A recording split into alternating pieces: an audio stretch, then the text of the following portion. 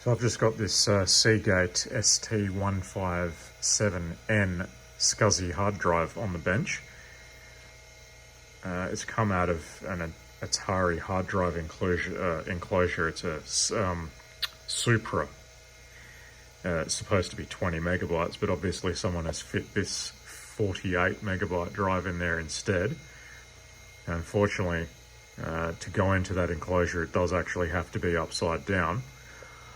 And specifically, Seagate prohibits doing that. I don't know if that's contributed to its issues, but it certainly hasn't helped the situation. I haven't determined if it's actually got readable data on it yet, but the spindle motor is a bit tight, and that's a fairly common issue on these ancient drives. Fortunately, this one can be assisted to start with a non-metallic option. You've got the spindle motor, fortunately accessible on top of this board here. You can see it, the gold coloured thing in there. If you just rotate that around when you're turning it on, and you can actually get the thing to start, and it starts up fine. The motor, the motor controller is just a little bit too gutless to have enough starting torque to overcome the resistance getting that thing to spin. Maybe it will get better with just leaving it running. Hopefully some of that ancient grease works its way around the bearing, but possibly it's beyond it. Maybe the bearing has run dry from being upside down, and there's like metal on metal contact, and there's metal filings or metal paste in that bearing now. So maybe it's unrecoverable, but at least I can get it to start.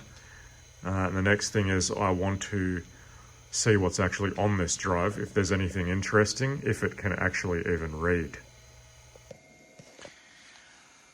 So I've got this rather sketchy arrangement here where I've got 240 volts exposed there on the power supply. That's the only way I can get this thing to start, because I do manually have to assist the spindle motor every time. It is getting better, but it's a lot looser now. It was rather ridiculous when I first got this thing. I bought this on eBay, this Supra 20 meg enclosure, and it is a 110 volt version. To modify this version power supply to 240 volts is extremely simple. You can see W1 on the board there. There's a circle with W1 between the two filter capacitors and below it. That is a jumper link you remove because in 110 volt operation it is running the two filter caps in parallel, and for 240 volt operation it needs to run them in series. So that's the only difference between a 240 volt and a 110 volt ancient switch mode power supply. It's that simple. So that is now happily running at 240 volts, and yes, I have soldered that fuse in because those fuse holders are extremely weak. Like, that fuse was just rattling around in there. Funnily enough, this enclosure doesn't even have a fan in it. The other 30 meg enclosure that I've got from the same seller does actually have a fan. This is a lot smaller. It's just got no room in it whatsoever to even put a fan in there. But enough of me waffling. Let's turn on the ST and see if I can even read the data on this ST157N.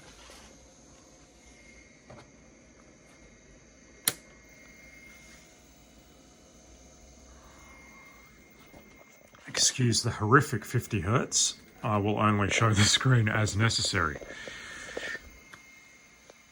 Yes, I am in Australia, so we did have 50 Hertz. Obviously, this is not visible to the eye. Let's see what happens. Absolutely nothing, so I didn't even see that drive. Wow, so whoever owned this before didn't even set this drive up properly, because I just ran the boot driver and it found the hard drive. So let's see if it can read off it. So I went to options and then install devices, and we can see we've got 4 partitions on this drive. Very interesting, so it looks like it's working.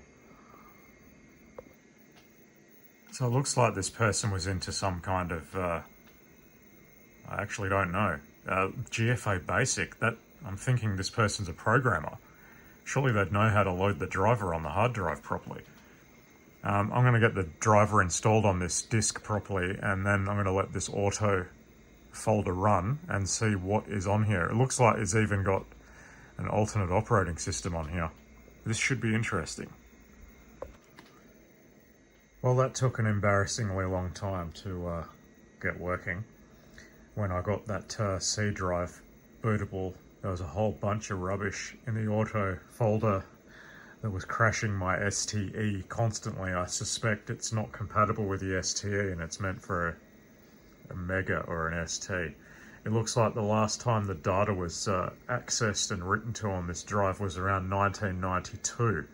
So it's been sitting around for a very, very long time. The other thing, it had a lot of accessories I had to rename to stop those loading, because that was also crashing my machine. Whoever owned this, yeah, there's no games or anything on this hard drive. It's all business, all productivity, all desktop publishing, and a little bit of programming stuff. Absolutely nothing exciting to me at all. There's no personal information on there at all. I suspect everything they created in their course of duty has been saved on floppy disks over the years, or they've just gone ahead and deleted everything off this drive other than the bare applications themselves. But the drive seems to be getting better the longer it's running, but anyway, there's nothing exciting on it, so I'll probably just put it away and forget about it for the time being. So this has been on for ages now. Let's see if it will spin back up again on its own, unassisted, after turning it off. I have my doubts.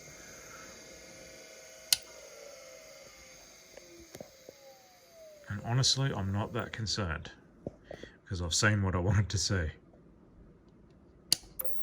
No, it cannot spin up. So I can't put this thing back together. I'll just leave it in pieces until I find a better drive to put in here.